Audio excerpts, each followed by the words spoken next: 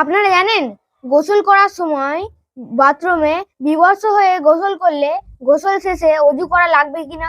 যদি জানেন তাহলে কমেন্ট বক্সে উত্তরটি দিন, না জানলে এই সম্পূর্ণ ভিডিওটি দেখুন।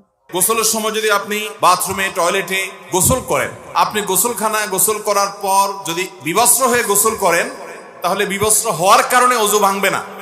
গোসল যদি সুন্নাহসম্মত গোসল করেন, ওই যে কুলি, নাকে পানি, মুখ ধুয়ে হাত ধুয়ে মাথামাসি করে এরপরে গোসল করেছেন, এবং আপনি গোসল করে কাপড় চেঞ্জ করতে গিয়ে যদি আপনার বিবস্ত্র হয়ে যেতে হয়, তাহলে সেই বিবস্ত্র হয়ে যাওয়ার কারণে আপনার অজু ছুটে যাবে না, কারণ সতর উন্মুক্ত হয়ে গেলে অজু ভাঙে না।